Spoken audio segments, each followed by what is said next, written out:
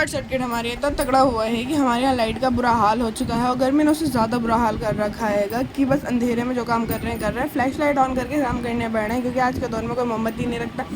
Inverter हमारा काम नहीं आ रहा है क्योंकि लाइट हमारी गई नहीं है ना, सर्किट की वजह से उड़ गई हैगी। अब उसमें आधी लाइट आ रही हैगी इन्वर्टर के एमसी डाउन करने के बावजूद भी इन्वर्टर की लाइट प्रॉपर नहीं आ पा रही है, इसकी वजह से बहुत ज़्यादा दिक्कत हो रही है। अब यहाँ पे मैं बर्तन ढूंढते ढूंढते अब कटोरी मुझे मिल नहीं रही थी, अब मैं गई थी बड़ी वाली कटोरी ले लें, मैंने छोटी वाली कटोरी ली, उसे हमने चावल का नाप करके और चावल भिगोने के लिए रख दिया था। अब इधर ढूंढा उधर ढूंढा कहीं नहीं मिली। बाद में याद आया कि मेरी मम्मा ने ही उनको जो है ना ठिकाने लगा रखा है कुछ ना कुछ रख रख के। अब मम्मियों का तो काम ही यही होता है, और जिनको हम बुला रहे हैं काम करने के लिए, मतलब जिन्होंने हमारी लाइट बहुत अच्छे से जानते हैं वो आ नहीं रहे हैं क्योंकि वो उलझे हुए हैं। तो बस क्या ही कर सकते हैं यार, दिमाग हिला हुआ। ऊपर से बारिश और हवा बिल्कुल नहीं चल रही है और बच्चे के साथ में, और बच्चे की तबीयत वैसी ख़राब है, वो खुद गर्मी से परेशान हो रही है, ऊपर से बुखार से परेशान हो रही है। 102 फीवर बहुत ज़्यादा होता है बड़े इंसान के लिए, और कहाँ 7 महीने के बच्चे के लिए। तो भाई उसका एक दिन फीवर रहता ही रहता है, पता नहीं क्या है, किसकी नज़र लगती है, समझ में ये नहीं आता। मेरे तो बाहर नहीं जाती, घर में रखते हैंगे, लेकिन फिर भी बच्ची को थोड़े दिन ठीक रहती है, फिर उसके बाद में फिर बीमार पड़ जाती है।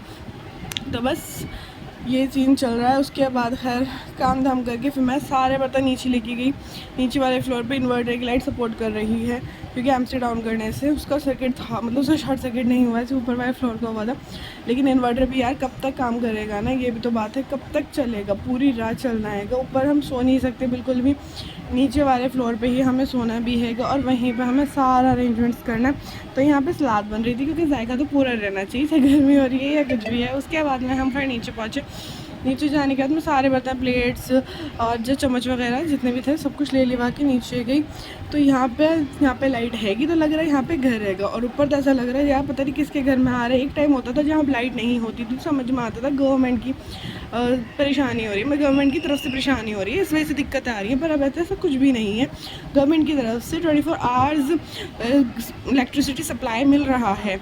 लेकिन भाई अब अपने ही घर में कुछ ना कुछ परेशानी हो जाती है जिसकी वजह से काफ़ी दिक्कत होती है। अब यहाँ पे बेड़ी इतना परेशान है कि उसको बस वो रहती है ऊपर है तो वो ऊपर की आती है, नीचे वो रहना पसंद नहीं करती। नीचे वो 10:30-11 बजे तक आती है, तो सोने के लिए आती है, सीरियल सो कर आती है ऊपर से। यहाँ तो सर खाना वगैरह लगाते हैं, खाना वगैरह रखते हैं। तो दाल चावल सबसे ईजीएस्ट ऑप्शन होता है, कभी भी प्रॉब्लम ये जल्दी बनाना हो तो सिर्फ यही बनता है। दोनों कुक टॉप पे फटाफट रखो और फटाफट से बना लो, ये दो चीज़ें सबसे आसान लगती हैं मुझे, आई मीन हम लोगों को।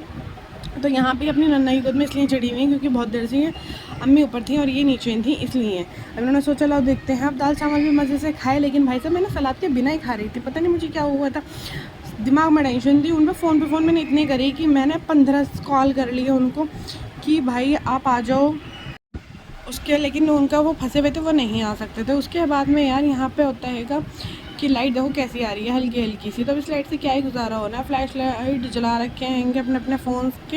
यहाँ मैं नमाज़ पढ़ रही थी, क्योंकि भाई सब पढ़ना ज़रूरी है।